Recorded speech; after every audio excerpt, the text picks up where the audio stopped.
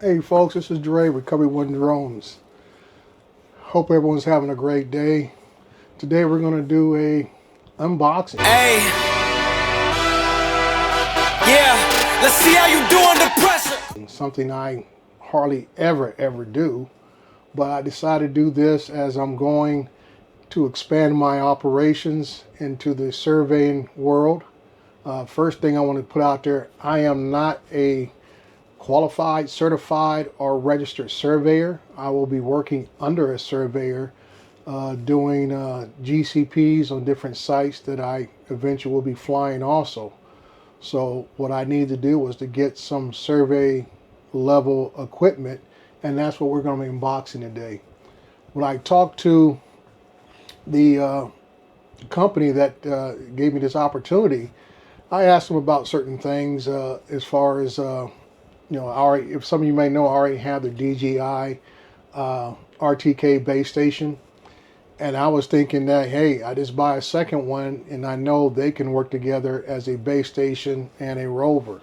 But that was not the level, I would say the quality of the gear the company was going to allow us to use. So I had to go ahead and invest in this Emlid system, the Reach system. So we're going to go ahead and get started and just hang on, enjoy the ride. Thank you. First thing we're going to bring up to the table is the Reach base station. Or I say it also can be used as a rover. This is the Reach RS2 Plus. This is what I picked up right away. You go ahead and set this down here. You go ahead and get this in a little bit of focus. There we go. And we're going to use my trusty knife. Hopefully I don't cut myself here or anything. That's what usually happens when people do unboxings. They end up cutting themselves or whatever. So this is what we have here for the Reach. Sorry if you can't see this. It's dark. My room is not very lit up. Comes in a nice pouch right there. Now we're going to unzip this. Somebody need to work on the zippers. Okay. We're going to open this up and reveal the Reach RS2. That is pretty much what it is. Emlid has been in the surveying game for quite a few years. They're not the top of the line, but this is pretty much the, I would say, entry level. As I say, most affordable is going through Emlid. I mean, you talking about high end, you talking about going up towards the Trimbles and other companies out there that it cost you somewhere in excess of $10,000. The Reach system, you can get probably a base station pretty much under $3,000, and like I said, as I unbox the rest of this total package with everything, because I had to buy poles and another tripod setup, so I spent a little bit of coin on this. But just for this right here, if you already have a tripod or you already have a pole that accepts this type of a device to sit on it, just buying one of these, you can get this for under $3,000, and you can go back to the older model. You can find them used on eBay and other places. You can find the Reach 2 for under $2,000. You might find a pair of them for right around $3,000. So you can use one as a base station and one as a rover. So that is the Emlid Reach. This one here has different ports on it. Allows you for USB input, antenna connection there. USB input again there. Antenna connection there. On the other side, we'll have the, you can also buy a chip, a cell phone chip for this device, so it can also get its own signals without using your phone. So you can get a data plan just for the device itself, so you don't have to worry about using your phone data, or just as your phone may heat up or something else, it will have its own slot if you choose to do so. I'm initially going to use my phone, see how it works out, but if not, I am ready to go ahead and buy a chip, add it to my plan. The last slot is for any additional accessories. It's got the old looking, a little bit more pins than the old, what's it called, the super something in audio world, but that's what it reminds me of. There's a super input, super S video input. That's what it reminds me of. So there goes the Reach. RS2 Plus. Okay. The next part is going to be the actual rover, the Reach RX. The Reach RX came out about a year ago. And basically, it's basically a rover, is what it is. You can use this RX even without a base station if you have an in-trip service where you're at. All you gotta do is get the data by using the free software that Emlid provides for you. I think it's going to be either the caster or the flow system. So there it is, the Reach rover unit, which is actually called the Reach RX. Those, you see it right there. This little small device, everybody wants to tell you, oh, you can put this in your pocket. But you know, unless you're going out to, I don't know, I wouldn't put this in my pocket. You know, it's a little small piece of equipment. It's supposed to be able to gain a signal either through in-trip or through off a base station in under a minute. That's what they advertise it as, and go from there. I haven't charged it up yet. Oh, it's got a little power to it. Lights up, and like I said, it'll pull in the signal probably within about a a minute. But I have to have the software activated, so we'll go from there and shut it off. So that is the Reach RX from there. Now this is one of the things that gets me all the time. And I know part of it's part of the sales pitch, or you know, just the mystique of working in a certain level of work. You know, I remember back in the days when if you worked construction, or you worked especially in carpentry and all that stuff, certain type of tools, just like, you know, used to get the old die-hard boots from Sears, the Craftsman tools from Sears, or you got the what was it, the mechanics always got the guy to drive around the truck, Mac tools for mechanics who worked on cars, and so to speak. And I really believe when I hear people talk about comparing poles from one brand to another, and I say, well, it doesn't hold up like this one, it's not survey grade. I said, well, most all the poles that I've seen all have carbon fiber. So, you know, I say I'm no expert in carbon fiber, but carbon fiber is carbon fiber. It's lightweight, but as strong as metal. Okay, but we're going to go ahead and open this up, and I had to get two of them, one for the rover and one for the base station. So I had to buy two.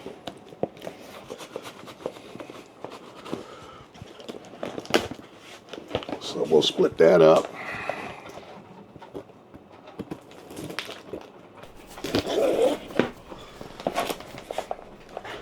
We're just going to take one of these out because they're identical. There's nothing different between them.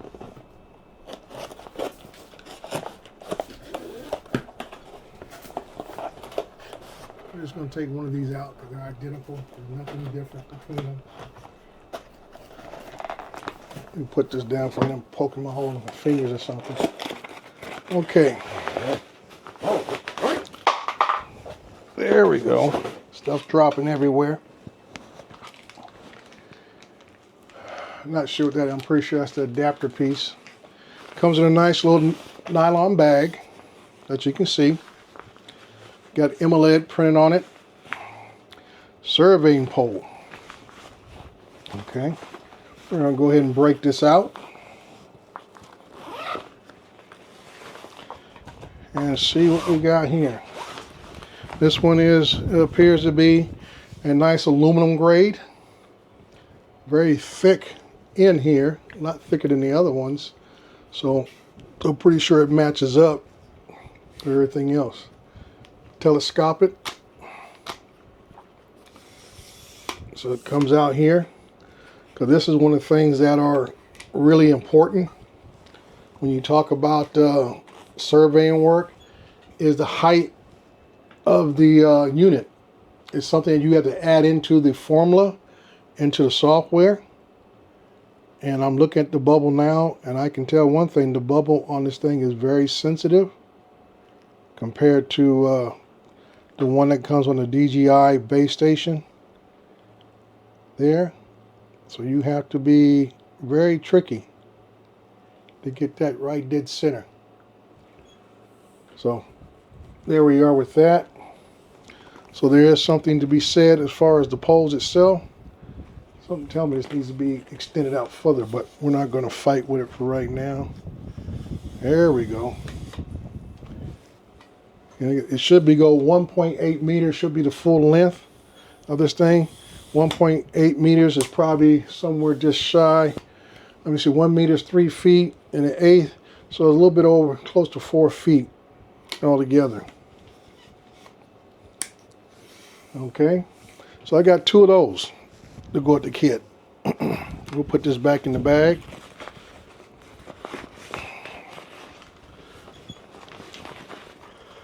And go from there.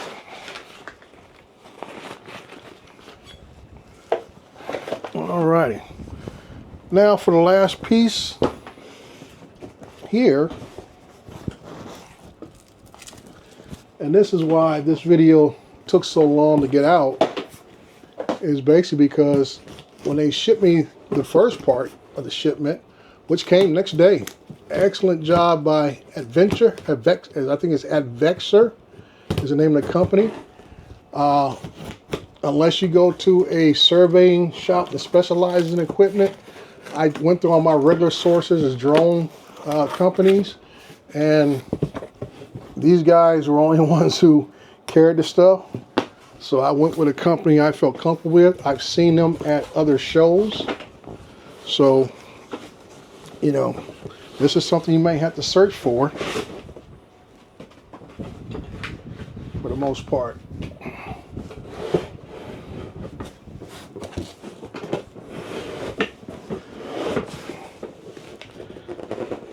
Okay. I went to the gym this morning. Ouch. I didn't want to go back to the gym when I got home. And this is the tripod. It's got a little band at the bottom of it, but this is the tripod right here that comes with it. I think there's a little adapter here for the bubble to go on it. Or I think the bubble's on the pole, so that's where that goes. But this is the tripod that goes with it. So very little heavier gauge steel. The front part, the top part, like it's made out of a little lightweight aluminum. Was very, very sturdy, very stiff, and goes from there. And you see, same thing here, adjusting the height of the legs. All this stuff is extra important to have for the most part. So overall, I did a little research, as I encourage everyone to do, is do your research on what you're getting, what you already have, so you can make the best decisions for yourself, for your brand, for your company, whatever the case may be. Everybody doesn't have bottomless pockets. You know, my budget is limited to what I can do, just like everybody else's budget is limited to what they can do.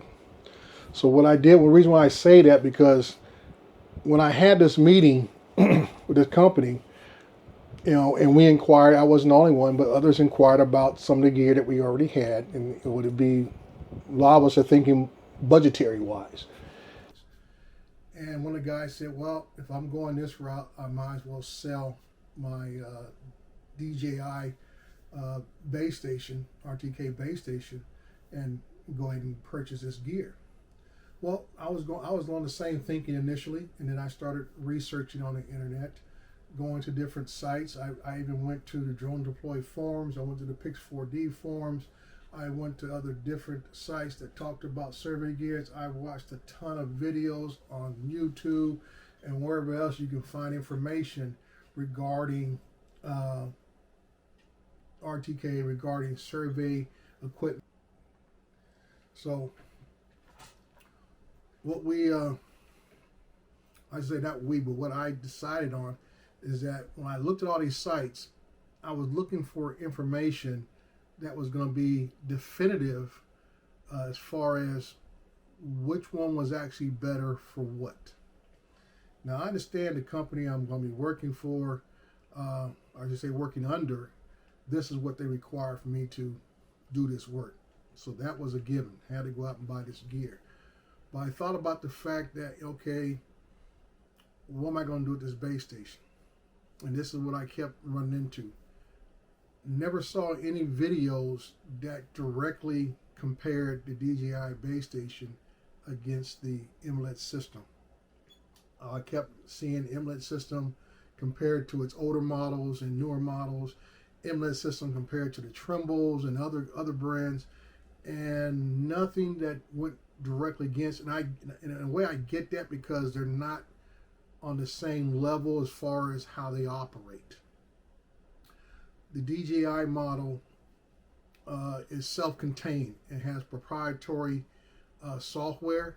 It doesn't play well with other systems. I mean, I could have bought parts of this Emlid system. If I had access to some Trimble gear, they might have been able to play together and work just fine. But the DJI software is self-contained, and that's probably one of the biggest drawbacks on that. Now, going forward, what I also noticed that even the companies that I saw that were selling both set of gears still sold the DJI RTK base station with drones. The Emlid system was basically for surveyors, and they were selling with surveyors. They were not actually selling them with drones or recommending them to go with drones. So I came to the conclusion that I will go ahead and keep my base station just for the simplicity of being more efficient, more productive in my overall work ethic, workflow. Because I can break out the base station of the DJI RTK system, set it up on known points, which when I surveyed, I will be surveying with this gear, which I already do now because I do know how to find a known point on the majority of sites that I've done. I think all the sites that I do for photogrammetry / mapping, and I put my base station on those known points. So I know that DJI system is getting the most accurate data based upon sitting on those known points. Now, not want to go deep in the weeds of the math of GPS and correction data and all this kind of stuff. If you want to do that, be my guest, because it gets real deep. And as far as math goes, I didn't go no higher than Algebra 2. So that cuts me off, because you're going to need to go as far as calculus and probably trig to really understand a lot of this data analysis of GPS systems and corrections and all this kind of things that go on. Like I say, I'm not a surveyor, so I'm going to stay in my lane and still be the end user that I have been since I started this business for myself, and just go with what I know and go with what works. So like I said, I'll be keeping my DJI base station to fly with my drones. Like I said, I see a lot of videos trying to show you how to set up the Emlid system to work with the M300, the M350, the Mavic 3 Enterprise series, and so forth. All I know here is that I can go out with my base station from DJI, set it on that known point, turn that sucker on, and I know it's already preset for what flight, I should say drone I'm using, and it goes and it gives me centimeter, centimeter level results. So like I say, this is a lot of gear. Like I say, tripod, receiver, base, poles. I was already planning on trying to get a SUV within the next year, Now having to haul this gear around, that has accelerated that to-do list for me. Like I say, I don't think all this stuff is going to fit in the back of my Jag. So like I say, I don't want to have to haul all this gear at the same time. And like I said, the base station that I have from DJI, I got a container over here that it all fits into. No problem at all. The stuff. All the stuff I just bought is loose gear until I find somebody who sells some type of carrying case that it all fits into, which I've already been searching. I have not seen anything yet. So, like I say, this is my unboxing. This is my story as far as me expanding Recovery One drones. And like I say, I wish the best of you guys out there. As I always say, hang on, enjoy the ride. Please subscribe. If this information helped anyone make any decisions, it's just more information. I'm not going to tell you what's right or wrong. You got to decide for yourself. Thank you very much. Talk to you later. Bye.